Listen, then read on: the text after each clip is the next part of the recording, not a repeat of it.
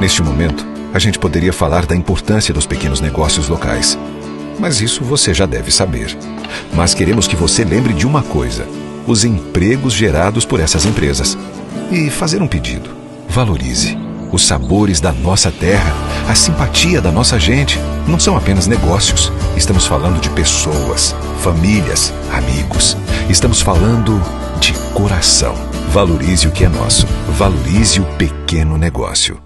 Foi o amor pela uva e por sua terra natal, Paraúna, Goiás, que fez com que o médico Dr. Sebastião Ferro iniciasse o que hoje podemos chamar de o novo terroir do Cerrado. E foi exatamente de um sonho que nasceu a vontade de plantar uvas e iniciar a sua própria fábrica de vinhos, a vinícola Serra das Galés. E hoje, com apenas 10 anos no mercado, o Dr. Sebastião Ferro a consolidou, tendo como base a inovação, o arrojo e o pioneirismo.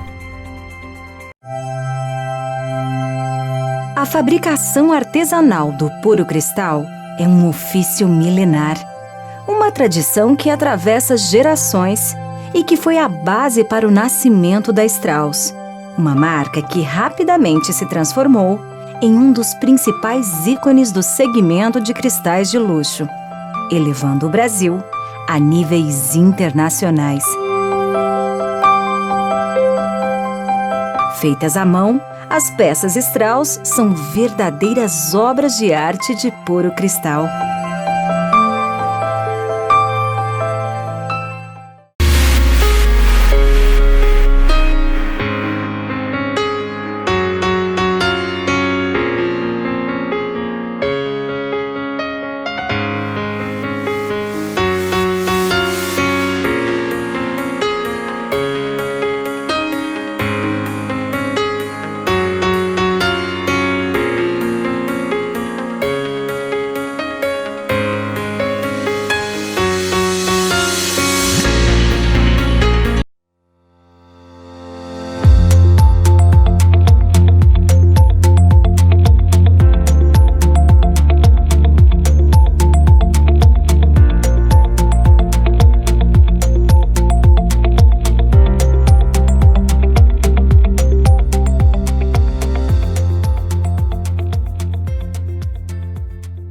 Novos produtos, serviços e soluções e uma tolerância muito maior com a falha inicial. Não é que o consumidor se tornou mais tolerante à má qualidade, a mau serviço, a mau atendimento. O consumidor não se tornou mais tolerante a isso. Mas na experimentação de novos canais, novos produtos, novos serviços, novas experiências, o consumidor está sim mais aberto e entende as dificuldades iniciais que um produto ou serviço tem, um novo produto ou serviço tem para chegar até ele, principalmente numa fase de tantas limitações como essa que a gente está vivendo. Então, o que eu estou querendo dizer com essa resposta, Thomas, é que tentativa e erro sempre fez parte do processo de construção da inovação. Mas agora o consumidor está mais aberto a participar desse processo de tentativa e erro e mais tolerante aos erros iniciais. Um erro inicial não significa a repetição permanente de problemas de qualidade, de problemas de entrega, de problemas de serviço, isso em hipótese alguma. Então, assim, Renato, o que você está dizendo, alguns pontos importantes, né? Primeiro, que eu não preciso inventar algo do zero para inovar. Eu posso, inclusive, ficar olhando algo que está acontecendo fora do Brasil ou em outras regiões e tentar implementar por aqui. Além disso, você diz, olha, a gente pode configurar coisas, então pegar alguns modelos, algumas coisas e criar uma solução nova. Muito legal isso, acho que é uma bela lição aí para todos os empresários, né? E detendo já na segunda parte, que você comentou um pouquinho do tentativa e erro, eu queria focar um pouquinho mais nisso, né? Porque a gente tem, até do ponto de vista empresarial, muito aquela visão de que é preciso planejar, é preciso fazer o plano de negócios, é preciso você prever todas as intempéries que possam acontecer por aí, né? Então, planejar e depois executar. Você está dizendo que não, né? Que às vezes é melhor você já começar a ir para o mercado e tentar. Mas como lidar com a falha?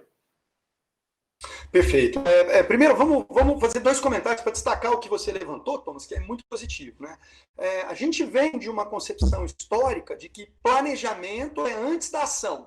Primeiro você planeja, depois você age. E isso não está errado, principalmente quando a gente está falando em simplesmente executar.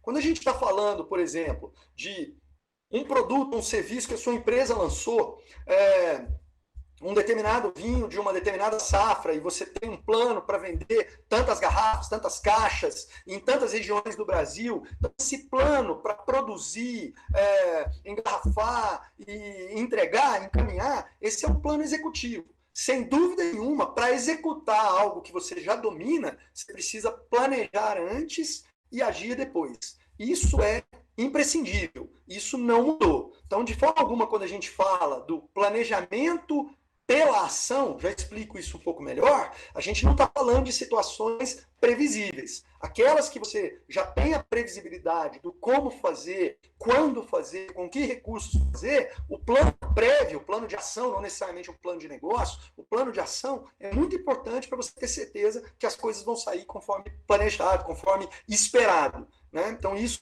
de forma alguma, isso deve ser deixado de lado. Agora, nós vivemos um momento. E aí, antes de te responder, Thomas, eu quero fazer um parênteses rápido e contextualizar isso. A gente vive um momento, já tem pelo menos 20 anos, pelo menos desde a virada do século, em que a competitividade vem perdendo espaço para diferenciação. Deixa eu explicar isso rapidinho. Eu que me formei e estudei negócios na década de 90, me lembro de ter aprendido que um diferencial de uma empresa boa é a qualidade e a produtividade. Você precisa oferecer o melhor produto com o melhor custo, não necessariamente o melhor preço. Você pode se posicionar num nicho de preço mais alto, mas você precisa ter a maior eficiência de custo possível. É isso que garante um bom negócio. Um negócio que tem uma boa margem, um negócio que oferece uma experiência, uma qualidade de produto e de serviço muito boas para o cliente. É isso que produz os melhores negócios. Né? Então você precisa ser competitivo. Boa qualidade, bom custo. Não necessariamente custo vira bom preço. Pode ser uma estratégia, mas pode não ser. Aí você ganha, você vende quantidades menores, mas ganha numa margem muito maior.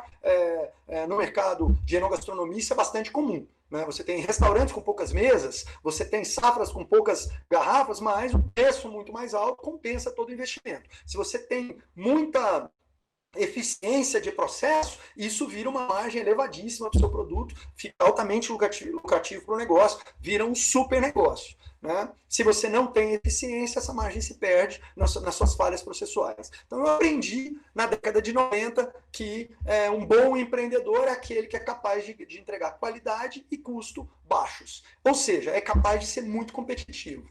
Né? O que o mundo vem mostrando para a gente desde a virada do século é que isso realmente está no passado. Os melhores negócios hoje não são aqueles que conseguem oferecer a melhor qualidade e o melhor custo. Se você que está me ouvindo aqui está achando isso estranho, pense um pouquinho nas suas decisões recentes de compra. Você necessariamente escolheu o produto ou o serviço mais barato? E se não foi o mais barato, necessariamente você escolheu aquele que tem a melhor qualidade do ponto de vista da confiabilidade, aquele que te garantiu a melhor especificação?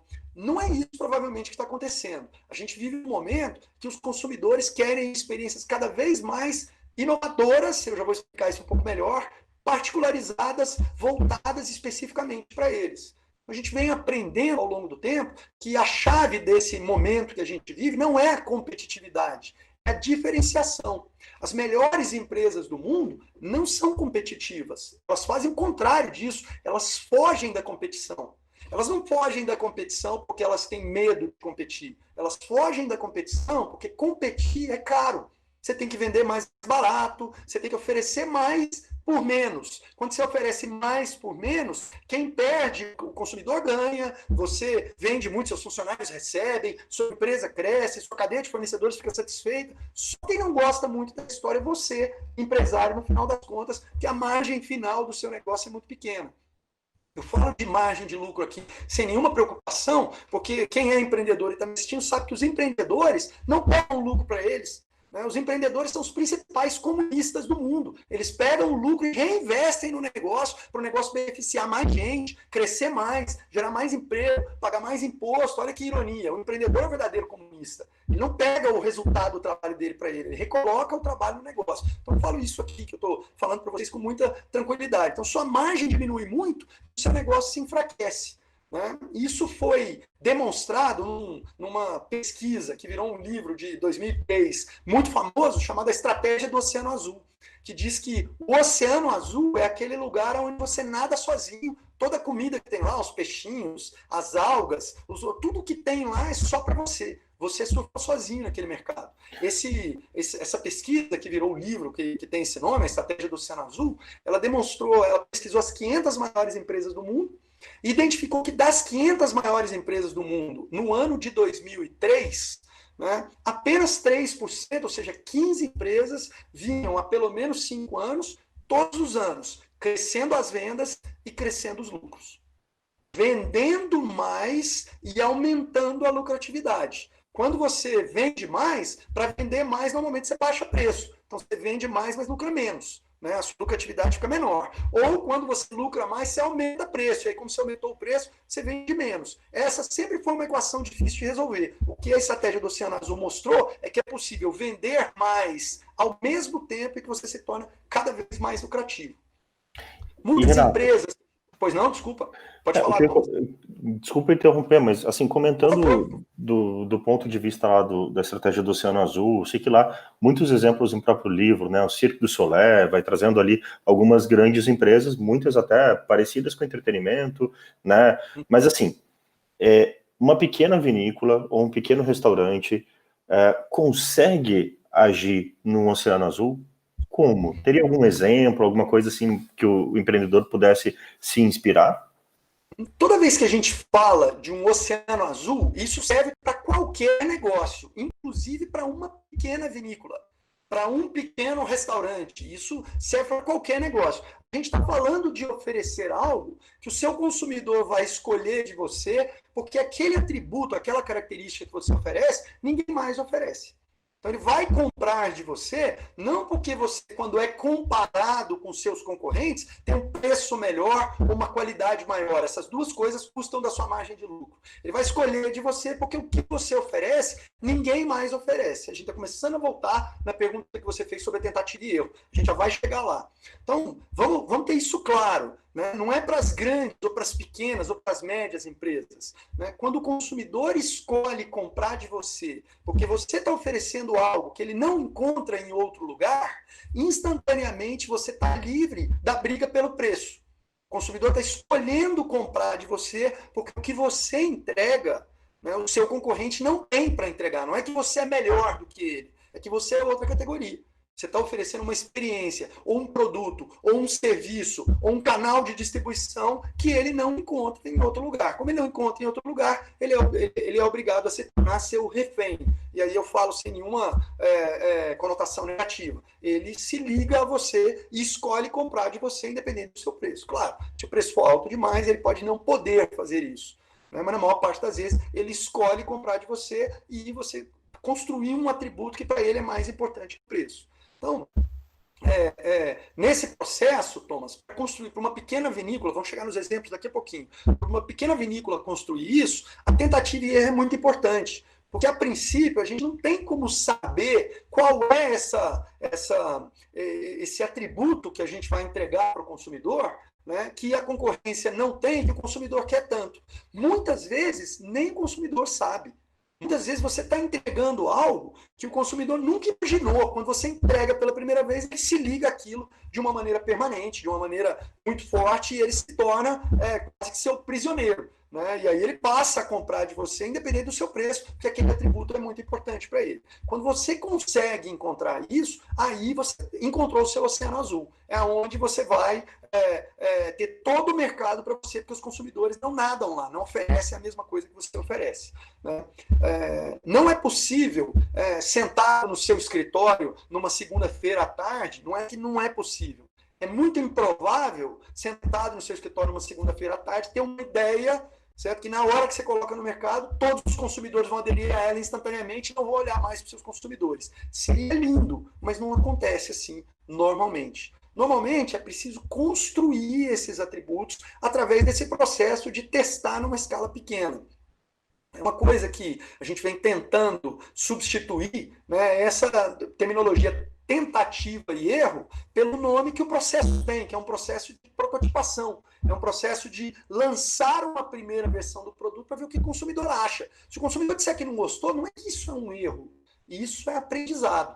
E você pode aprimorar, melhorar e desenvolver melhor. É claro, você tem um consumidor que frequenta a sua vinícola, ou você oferece experiências, né? Depois a gente fala de produto especificamente, ou que frequenta o seu restaurante. Você quer oferecer para ele algo novo que ele não vivenciou ainda e que você não sabe se ele vai gostar. É claro que é de bom tom ao oferecer, você está preparado para qualquer coisa, inclusive oferecer de graça. O seu objetivo nesse momento não é ganhar dinheiro ainda, é aprender com aquela situação, para que você descubra se essa ideia que você teve alcança o que o seu consumidor está buscando ou não. Quando você encontrar isso, aí você pode cobrar à vontade. Mas é parte do processo de investimento no desenvolvimento dessa diferenciação, dessa vantagem competitiva, está preparado, inclusive, para oferecer experiência, ou produto, ou processo gratuitamente. Isso é, inclusive, muito importante. Ainda não chegamos nos exemplos. Vamos continuar falando, a gente chega daqui a pouquinho. Diga, Thomas. Ia perguntar também, aproveitando todos esses exemplos, acho que o debate está muito interessante, né? Mas, assim, quando a gente fala de inovação, de novo, voltando um pouquinho, né? Agora a gente começou a falar um pouquinho também de diferenciação como um pilar, aí, como um grande apoio para a inovação. Talvez a gente possa, para quem estudou marketing, usar aquele conceito de posicionamento de marca também, né? Do Race, Jack Trout, lá do posicionamento da batalha por sua mente. Sempre me pareceu muito com o Oceano Azul, né? As duas literaturas sempre pareceram conversar bem. Mas, assim, isso quer dizer que eu preciso ficar o tempo todo testando, o tempo todo tendo ideias, e essas ideias não são fáceis de copiar depois. Então, imagina lá, eu invento não, né? Inovo, crio, desculpa o erro, né? Crio alguma coisa diferente, lanço para o mercado, tem aderência, o primeiro ano foi super bom, misturando, por exemplo, né? Enoturismo com venda de produto e arrebento de vender. E aí, no segundo ano, eu olho para os meus vizinhos e está todo mundo fazendo a mesma coisa. Eu obrigatoriamente preciso ficar sempre inovando e sempre tendo ideias, ou aquela inovação inicial já me serve de uma certa vantagem? Bom, vamos responder isso em duas partes. Primeiro, do processo de inovação que ele seja contínuo. Dificilmente você vai encontrar empresas que a gente chama de inovadoras, não importa o tamanho, pequenas, médias ou grandes, que fazem isso uma única vez, que apostam numa única ideia. É da natureza do processo de inovação que você esteja fazendo isso continuamente. E por isso, as empresas mais inovadoras normalmente têm uma parte importante das suas pessoas, inclusive, normalmente, o líder principal da empresa, com a maior parte do tempo dedicado a inovar. Não a fazer, a entregar, a distribuir, a vender. Normalmente o foco das empresas mais inovadoras, a liderança está focada em inovar. E é da natureza que esse processo seja contínuo. Agora, é possível criar uma única inovação que permita a sua empresa ser bem-sucedida para sempre com ela? Para sempre não, mas é possível que você construa inovação proprietária, patenteada e explore ela por muito tempo, isso mude a cara do seu negócio completamente. Você vai ter algumas vinícolas, você vai ter alguns restaurantes muito famosos que se desenvolvem em cima desse tipo de conceito. Então eu crio uma bebida, ou uma safra específica de um vinho, ou um rótulo específico, e exploro ele durante muito tempo. Mas, se você vai se fiar na mesma inovação, você precisa ter certeza que há uma barreira de entrada alta o suficiente para que seus concorrentes não ofereçam alguma coisa que não vai ter o seu nome, vai ter um nome diferente, mas que pode ser melhor, ou comparável, ou que pode competir. Quando começa a ter competição, já deixou de ser inovação. Quando o primeiro competidor chega no seu mercado, você não é inovador mais. quando você tem alguém que está brigando com você, oferecendo a mesma experiência, os mesmos resultados para o consumidor, quando isso acontece, a inovação já desapareceu. Não significa que você não pode continuar explorando, né? Mas você pode continuar explorando. Vou dar alguns exemplos muito conhecidos aqui. É provável que muitos dos que estão assistindo a gente aqui agora tenham um iPhone, como o seu telefone, o telefone da Apple, né? Já é sabido há muito tempo que o iPhone deixou de ser o aparelho mais inovador do mercado. Ele já foi um dia. Hoje há outras tecnologias. O meu aparelho é Apple, mas já há outras tecnologias, Android, aparelhos da Samsung que oferecem, e de outras marcas, que oferecem câmeras mais potentes, processamento melhor, a possibilidade de um aparelho carregar no outro e várias outras funcionalidades que a Apple não foi capaz de oferecer ainda. Ainda assim, o aparelho segue líder do mercado. Tem design, tem uma série de coisas, mas tem também a aura de empresa inovadora que foi construída lá atrás pela Apple. Tem tudo isso sendo bebido um pouquinho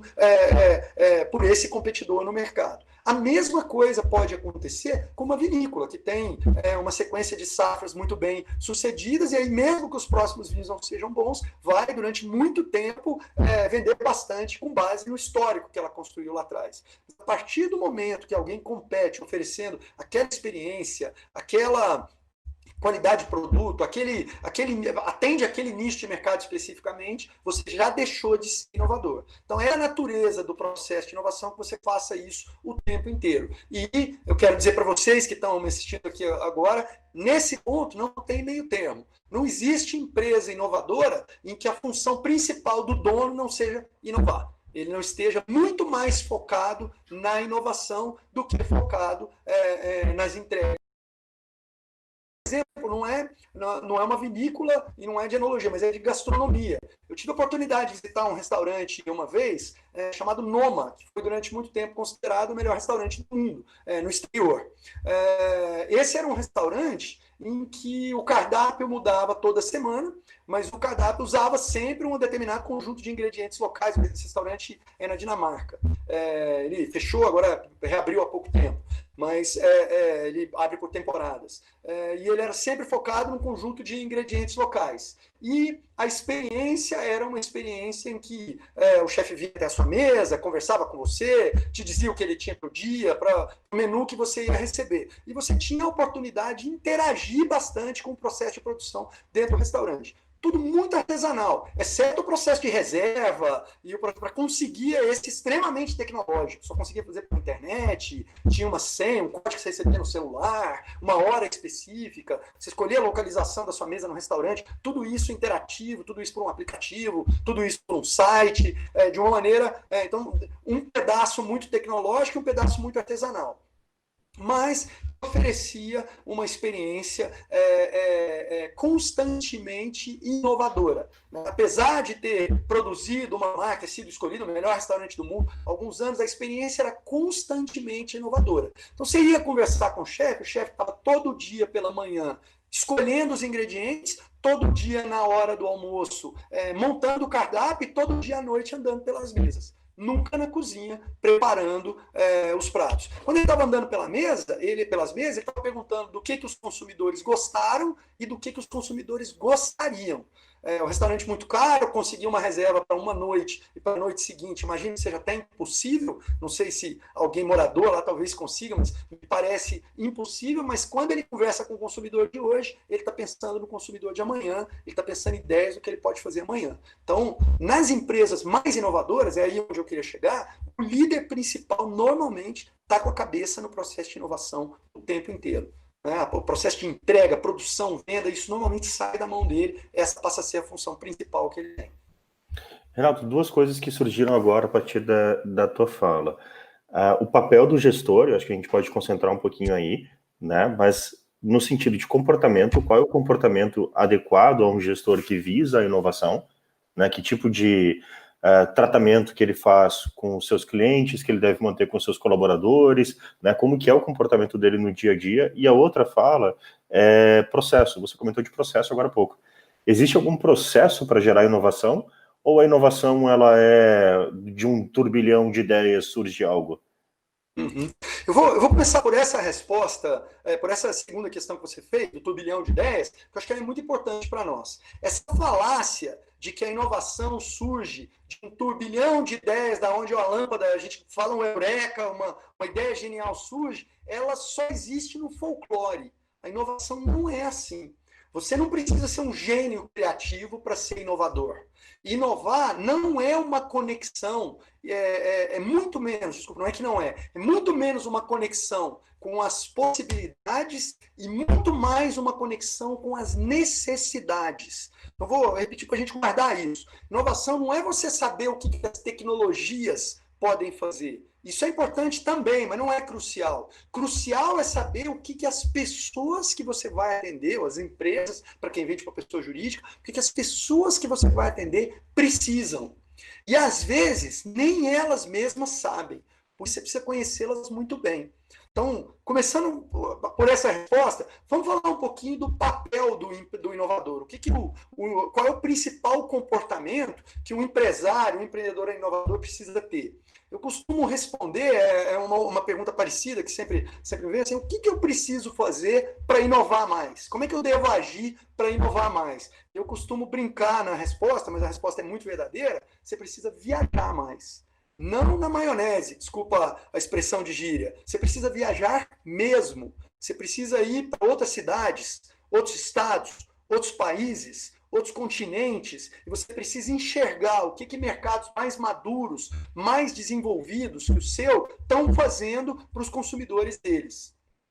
Os mercados mais desenvolvidos do seu segmento, e o segmento de enogastronomia é um segmento em que pese o Brasil ter excelentes empresas, existem outros países muito mais sofisticados e muito mais desenvolvidos que o nosso. Eu não falo isso em tom de demérito de forma alguma, porque esses países normalmente são europeus, que têm 1.500, 2.000 anos de história em enogastronomia, enquanto a gente não tem 500 anos de idade, a gente tem pouco mais de 500 anos de idade. Então, não tem vergonha nenhuma em dizer isso. Mas mercados mais maduros, normalmente são fontes importantes de ideias que podem se tornar inovadoras no seu mercado. Então, o primeiro passo, se você não se julga inovador hoje, o primeiro passo, você precisa viajar, você precisa ser curioso, você precisa buscar informações do mercado em que você está. Informações sobre os consumidores, principalmente, é o mais importante, mas também informações, aí vem a segunda parte, das possibilidades. O que os seus concorrentes de outras praças, outros mercados, outros lugares estão fazendo, o que seus pares estão oferecendo,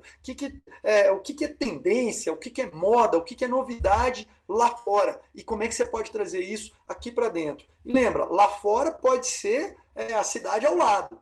Depende do que ela oferece, está disponível na sua, não. Pode ser um outro estado aqui do Brasil, pode ser um outro país aqui perto, ou pode ser muito distante. Depende de quão sofisticado você está, de quão inovador você já é. Então, esse é o principal comportamento, né? Ser curioso, buscar informação o tempo inteiro. Só mais um comentário, mais dois comentários. Quando a gente fala em ser curioso, você tem dois alvos para a sua curiosidade. Você precisa ser curioso sobre os seus consumidores. Se você atende pessoas físicas, você precisa entender de gente. Você precisa entender o que essas pessoas físicas que compram o seu produto ou usam o seu serviço, o que essas pessoas estão buscando. O que elas querem, o que elas esperam. Você precisa conhecer o seu mercado. Não é outra razão pela qual, normalmente, nos restaurantes mais bem-sucedidos, é fácil encontrar o dono do restaurante no salão. Não é que ele não tem trabalho para fazer na cozinha, é que é parte do trabalho dele estar interagindo com os consumidores o tempo inteiro. Saber se os consumidores estão satisfeitos, se eles estão gostando, se estão sendo bem atendidos, se a comida está boa, se a bebida está boa, se a carta de vinho está adequada, se a sobremesa estava gostosa, se o café é bom. Toda a experiência precisa ser analisada para que ele esteja sempre sabendo o que o consumidor espera, para que ele saiba o que ele precisa buscar. E muitas vezes o consumidor não sabe o que ele quer. Ele pode até te dizer uma coisa, mas o sentimento é outro. Então você precisa entender de gente para captar esse tipo de coisa no ar. Não se capta no ar. Você capta plugando a informação que você pegou de um, com a informação que você pegou de outro, uma frase que um terceiro falou, uma coisa que um quarto não gostou. Juntando tudo isso na cabeça é que você vai fazer um panorama do que o cliente da sua empresa gosta ou não gosta. Isso, então, é a busca de informações junto aos consumidores. Essa é a parte mais importante para ser inovador. Certo? Mas a outra, você precisa saber como dar vazão a essas necessidades. Então, você precisa conhecer as possibilidades que existem. Você precisa saber o que existe de tecnologia, o que existe de produto, que ideias de serviço já estão acontecendo, para que você possa fazer o clique. E o clique não é uma ideia genial, é a ligação da necessidade do consumidor com as possibilidades de oferta que você tem. Quando você faz isso muito bem feito, você pode criar uma empresa, como vou falar de uma empresa brasileira, como o iFood, que pegou tecnologias que já existiam, motoboy fazendo entrega, restaurante vendendo para consumir em casa e smartphone, e juntou tudo numa solução que é mais fácil para você fazer um pedido em casa. Resultado, 80% dos restaurantes brasileiros hoje que estão fazendo entrega usam o iFood para fazer isso. O iFood cobra uma taxa caríssima. Tem dois grandes concorrentes, Rappi e Uber Eats, cobra uma taxa caríssima, mas os restaurantes, a maior parte dos restaurantes está com ele, porque ele tem uma malha maior, os clientes acessam mais o aplicativo, ele foi o primeiro a chegar. Já tem competidores, imagino que eles estejam, não sou desse ecossistema, mas imagino que eles estejam pensando em maneiras de se diferenciar ainda mais, de inovar de novo, de surpreender os concorrentes para manter essa liderança que eles conquistaram. Olha que você inovou juntando oportunidades, soluções que já existiam no mercado, que já estavam disponíveis, mas você fez o clique quando você ligou as necessidades. Nenhum cliente deve ter dito para quem criou o iFood: olha, eu quero um aplicativo que eu veja o cardápio do restaurante, peça direto, meu cartão de crédito esteja lá e o motoboy venha me entregar. De novo, eu não tenho ligação com a empresa, eu estou usando só como um exemplo. Os clientes muitas vezes não sabem descrever o produto que eles querem, mas a tecnologia para oferecer esse produto já existe. Então, quando isso acontece, você tem a capacidade de se diferenciar e oferecer alguma coisa que o mercado ainda não tem. E, Renato, inovação é só inovação de produto? Então, assim, é só uma nova safra, é só uma nova garrafa? O que a gente pode pensar em termos de tipos de inovação? Vamos primeiro fazer uma diferença aqui. Quando a gente fala de uma nova safra de um vinho que você já oferece, isso não é inovação. Você não está inovando. A safra pode, por todas as características que estão por trás do processo de produção de vinho, no qual eu não quero me aventurar aqui para não falar nenhuma bobeira, nenhuma heresia, né? Mas a safra pode ser excepcional e aquele vinho receber pontuação maravilhosa, internacional, e com isso você vender muito. Mas isso não é inovação. Algum tempo atrás, um sommelier aqui, eu estou falando de Brasília, um sommelier aqui de Brasília, amigo meu, me procurou com uma ideia. Ele queria representar aqui no Brasil uma empresa australiana que vendia vinho em lata. E que na Austrália estava fazendo muito sucesso. Eu confesso, a gente teve uma conversa rápida sobre isso, eu não fiz um follow-up, eu não sei em que pé essa história se desenvolveu depois, mas isso sim pode se tornar uma inovação. Quando ele oferece um tipo de embalagem e um tipo de ocasião de consumo em que as pessoas normalmente não consomem vinho. Na hora que o vinho em lata surgiu no mercado do Distrito Federal, quando não existia, trazido por esse amigo, isso foi uma invenção. Se os consumidores tiverem adotado largamente, aí foi inovador. Quando o mercado adota, você inovou. Quando você está testando, ainda é só uma invenção. Eu sugeri para esse amigo? Olha, traz uma quantidade relativamente pequena de unidades, né? Você já vende algumas outras marcas, e compara com as marcas que você está vendendo. Se você vê que tem uma atratividade interessante com um público que ainda não consome, um público mais jovem, que está na balada e que vai trocar outro tipo de bebida pelo seu vinho em lata, talvez você esteja aí entrando no mercado novo, e aí vale a pena colocar dinheiro sério. O que é dinheiro sério? É investir não importa o tamanho, é investir em promoção, em marketing, contratar equipe de vendas, representantes e por aí vai. É realmente fazer um movimento sério para dentro desse mercado. A tentativa e erro é quando você traz um estoque suficiente, sei lá, para um mês, 2 meses de consumo, para ver como é que o mercado reage a isso, né? Isso seria uma inovação. Você fazer algo que o mercado não está fazendo. Só oferecer um vinho melhor não é inovação. É uma melhoria de qualidade. E ela não deixa de ser importante. O iPhone vem evoluindo de qualidade, com novos features, mais memória, uma câmera melhor, tudo mais, e vários outros produtos, eu estou falando só de um produto que a gente já citou, e vários outros produtos vêm melhorando em termos de qualidade, né? O seu restaurante pode passar a adotar um tipo de farinha para as massas, você é restaurante italiano, um tipo de farinha para as massas importado com mais qualidade que antes, isso melhora o produto, melhora a experiência do consumidor, mas isso ainda não é inovação. Inovação é quando o seu consumidor não vê algo melhor do que ele já tinha, mas sim algo diferente do que ele já tinha. A palavra diferente é muito importante. É aí que você constrói um oceano azul. Ótimo, a gente teve até o Rodolfo que perguntou o seguinte: como variar a prestação de serviço sem perder o foco? Ou seja, como inovar, pelo que eu estou entendendo aqui, sem perder o foco no produto, no serviço principal, na razão de ser da empresa? Thomas, essa é uma pergunta muito fácil de responder. Rodolfo, você perguntou, né? Como variar a oferta de produtos e serviços sem perder o foco? Primeira coisa, o seu foco é no seu consumidor. O seu foco está no seu cliente. Você não é uma empresa você não é uma vinícola que oferece exclusivamente vinho. Você é uma vinícola e você pode oferecer tudo aquilo que for valor para o seu cliente. Por exemplo, você pode ter experiências gastronômicas, você pode dar a oportunidade do cliente produzir o próprio vinho. Muitas vinícolas já oferecem isso que eu estou falando. Como eu não sou nativo do seu mercado, tenho dificuldade em pensar em algo realmente inovador para colocar para vocês aqui. Mas lembra, o seu foco está no seu consumidor. Então, tudo aquilo que o seu consumidor, quando estiver interagindo com você, tem vontade de consumir, tudo aquilo é oportunidade para você. E para tudo isso vale olhar.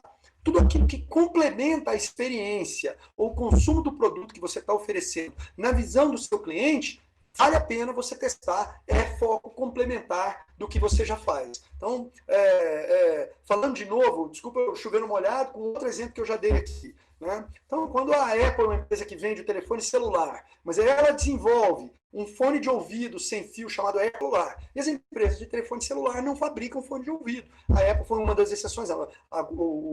A Samsung veio atrás, outras empresas vieram atrás, mas isso normalmente não acontece. Como é que estava o foco aí? O foco é na necessidade no consumidor, do consumidor, e o que eu posso oferecer para complementar essa necessidade. Então pensa nisso, Rodolfo. Tudo aquilo que atende a necessidade ou a expectativa do seu cliente, quando ele está interagindo com você, deve ser foco do seu negócio.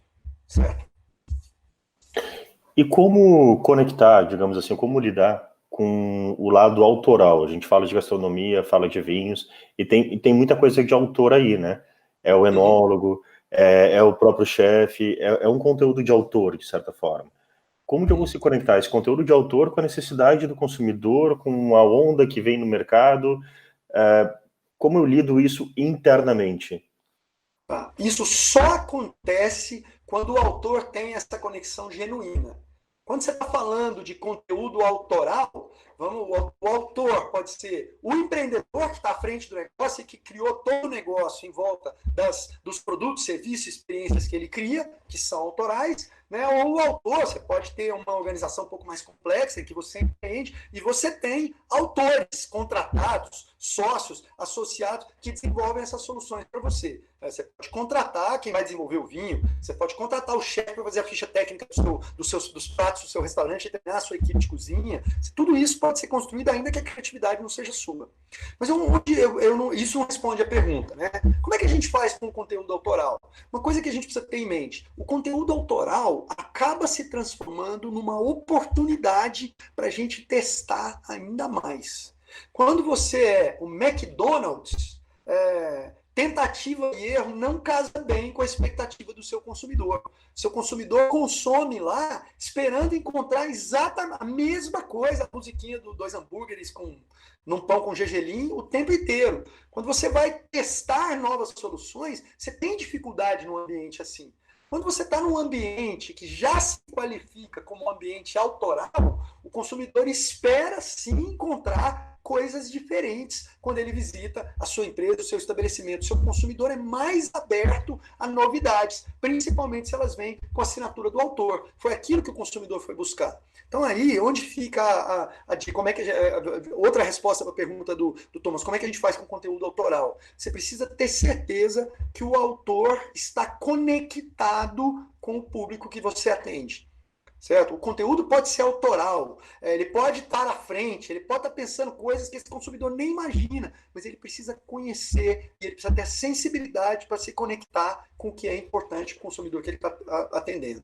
Então, se você tem conteúdo autoral, seja produto, serviço, experiência, serviço, experiência, a gente coloca em categorias diferentes, por isso eu estou. Mas seja produto, serviço, uma experiência pode ter serviço, produto e algo mais, que não se qualifique nenhuma das duas, mas seja produto, serviço, experiência. Se você oferece conteúdo autoral para os seus consumidores, se você é o autor, você precisa cuidar para estar conectado com eles, e se alguém que está na sua equipe é o autor, você precisa monitorar que essa equipe esteja sempre, essa pessoa, essa equipe, estejam sempre conectados com as necessidades do seu consumidor, do mercado.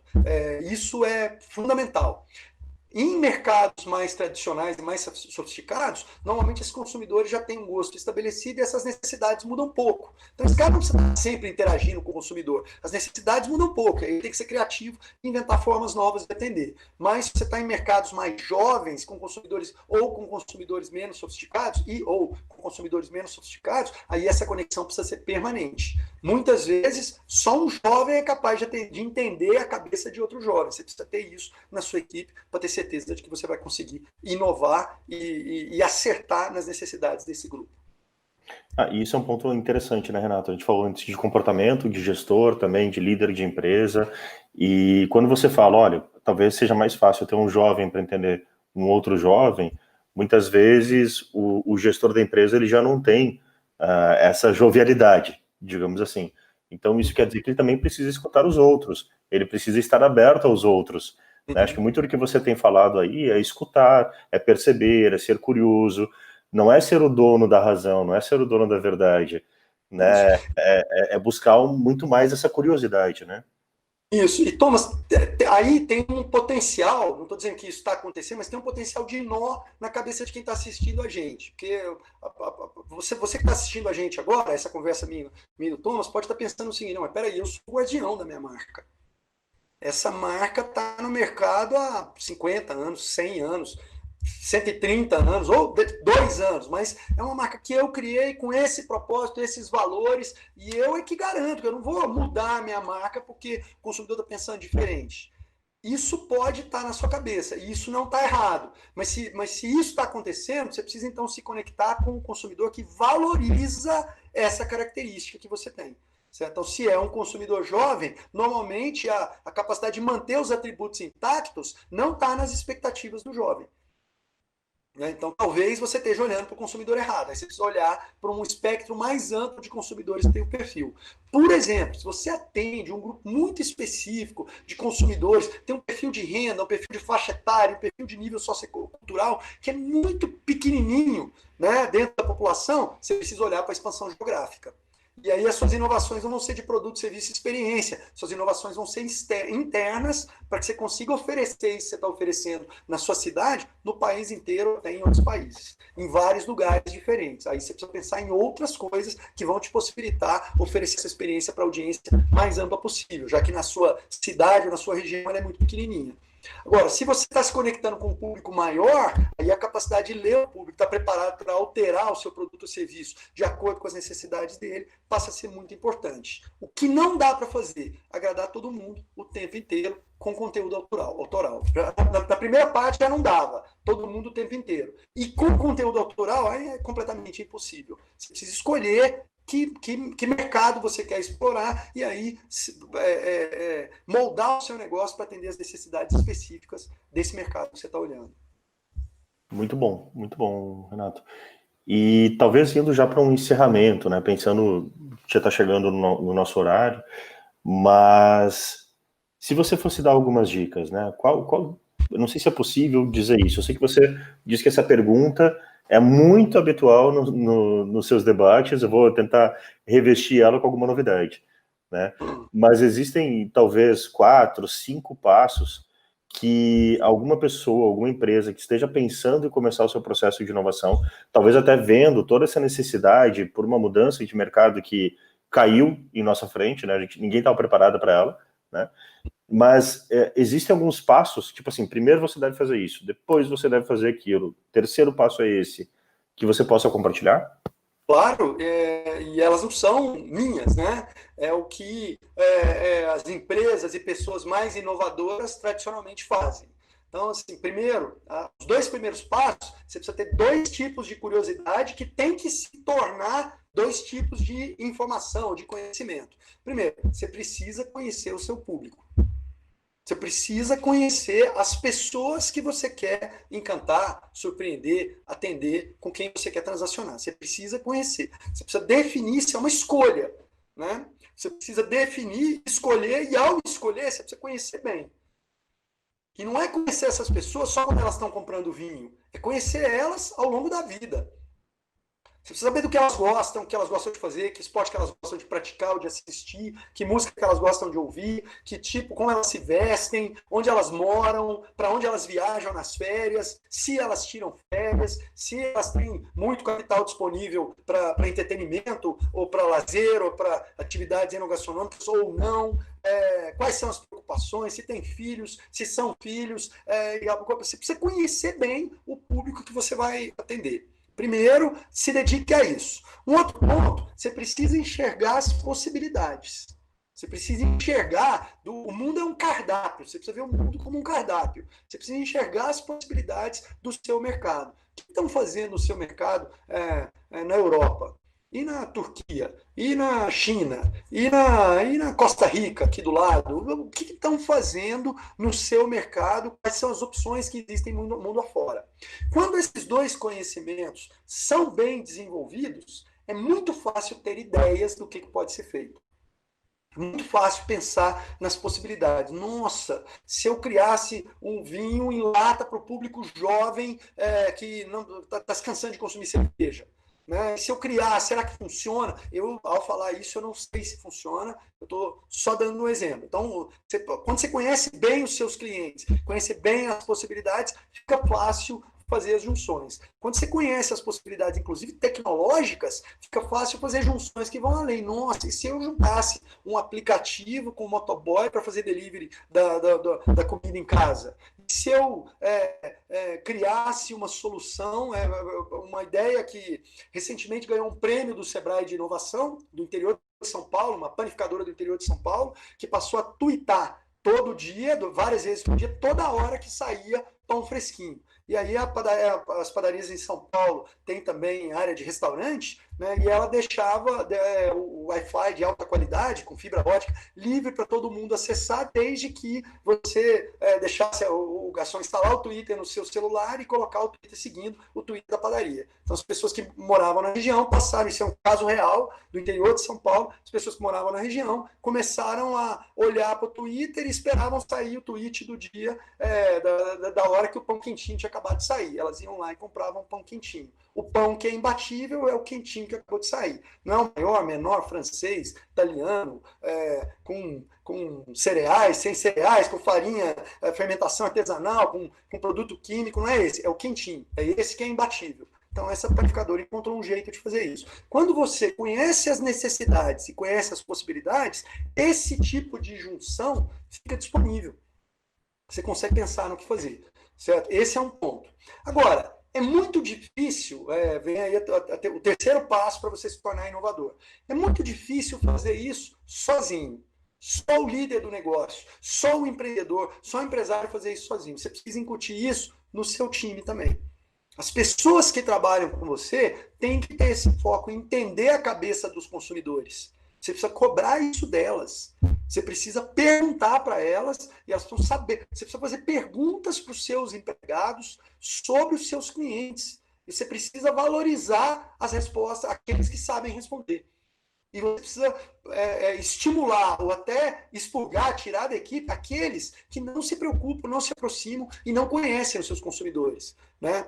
A mesma coisa vale para conhecer as possibilidades. Você precisa estimular a sua equipe a conhecer possibilidades tecnológicas, o que os concorrentes estão fazendo, a ler sobre o assunto, porque é isso que fertiliza o seu grupo para pensar em novas ideias. E um outro ponto, você precisa estar aberto a experimentar. Experimentar é tentar coisas novas para um público restrito, pequeno, barato, para ver se elas pegam, se pegarem, aí sim você investir e destacar recursos para fazer isso. Então você precisa ter um pouco de dinheiro no seu caixa, o tempo inteiro registrado, reservado, para você tentar novos produtos, novos serviços, novas experiências, novos canais de entrega, distribuição, venda, comunicação com o cliente. Você precisa estar sempre preparado para gastar um dinheirinho. Aí é um dinheiro pequeno, mas precisa com isso, para que você esteja sempre experimentando coisas novas. Pode ser que a primeira, a segunda, a terceira, a 10ª, a 50ª estejam erradas, mas uma hora você cria um feature que só você tem e que dá certo. Nessa hora é que você vai estar pronto para inovar e vai se diferenciar dos seus competidores. É isso que vira uma vaca leiteira, um produto que vende muito, no qual você se alimenta por muito tempo, com o qual você ganha dinheiro por muito tempo. Renato, acho uma última pergunta, agradeço a explanação, né? Realmente está um bate-papo muito interessante. Muito obrigado por participar desse encontro. Mas uma última pergunta que veio do Nilmar, né, que também te parabeniza pelas explanações. Ele diz assim: você que viaja ao redor do mundo, que inovações simples e impactantes conheceu e que poderia compartilhar? Talvez assim, as 2 ou 3 melhores inovações que você já viu, aquelas que mais chamaram a atenção. Entende? Bom, eu vou dizer uma que particularmente, como falei, aliás, não falei, eu não sou um consumidor ávido, frequente de vinhos, né? E aí, visitando uma quinta muito famosa em Porto, chama Quinta da Pacheca, eles têm um aplicativo, isso me chamou muita atenção, eles têm um aplicativo onde você pode previamente responder um questionário a seu respeito e eles te recomendam vinhos diferentes para diferentes ocasiões. Então, no meu questionário, tinha perguntas sobre os esportes que eu praticava, em que hora do dia eu praticava esporte, que hora que eu fazia uma refeição mais pesada, se eu normalmente me alimentava sozinho ou com outras pessoas, que momento que eu fazia, quais eram meus momentos mais comemorativos e tudo mais, e aí recomendou diferentes vinhos daquela vinícola, da Quinta da Pacheca, na região do Douro, perto de Porto, em Portugal, com base naquilo. E eu acabei comprando algumas garrafas que eles recomendaram em função especificamente desse aplicativo. Depois, eu até vou te dizer, eu não sei dizer se eu consumi os produtos que o aplicativo me recomendou, né, os vinhos que o aplicativo me recomendou, naquelas ocasiões, porque realmente era mais apropriado ou porque eu acabei acreditando no que o aplicativo me disse. Mas foi uma experiência acontecendo em 2016, nós estamos em 2020, isso aconteceu em janeiro de 2016, nós estamos em junho de 2020, a experiência não saiu da minha cabeça até hoje. Então, olha só que interessante. No setor de vocês que estão aqui nessa live, uma pessoa, um empreendedor, depois eu descobri que é um casal de franceses que é proprietário dessa vinícola e que eles têm isso em outras vinícolas que eles têm na França. Depois eu quis me aprofundar e entender de onde surgiu a ideia, de tão surpreso que eu fiquei. Mas eles tiveram a preocupação num lugar que é super tradicional, super uma experiência bucólica, você vai lá, dorme, aí tem o restaurante deles tem um menu de degustação com os vinhos harmonizados, e aí o sommelier vem conversar com você sobre cada vinho, experiência. Mas essa experiência do aplicativo eu recebi previamente, quando eu fiz a reserva no hotel que eles têm lá, eu recebi um convite para baixar o aplicativo e responder as perguntas. E isso, inclusive, serviu para algumas experiências, né? Eu disse que o que eu tinha o hábito de fazer pela manhã, e aí eles prepararam, eles tinham eu costumo nadar, eles tinham uma piscina com raia lá, e aí tinha um óculos de natação esperando por mim quando eu fui dormir nessa vinícola. Uma experiência super personalizada, graças a esse aplicativo. Então, olha só, junção de tecnologias que já estavam disponíveis para que o consumidor pudesse vivenciar uma experiência que 4 anos depois ele ainda comenta com um monte de gente a respeito. Acho que isso é um exemplo, eu dei só um, pediu vários, mas eu dei só um. Isso é um exemplo de experiência com vinho que me chamou mais atenção. Os vinhos são maravilhosos, a experiência na vinícola foi maravilhosa, mas olha o que ficou na minha cabeça. Essa preocupação automatizada de descobrir o que eu gostava mais. E que provavelmente alimentou um banco de dados que eles devem ter, que deve inclusive servir de insight para a produção de novas safras ou para o público que eles querem alcançar com os produtos que eles lançam. Acho que é uma experiência interessante. Essa vinícola existe ainda, eu acho que dá para achar online, dá para ver como é que é a experiência. Não sei se ainda tem no site deles, isso faz muito tempo, mas dá para ver como é que é essa experiência de preencher esse questionário que fala um pouco de você para eles. Talvez até já tenha alguma outra inovação, né? Provavelmente, eu estou falando de uma experiência que aconteceu há muito tempo. Uhum.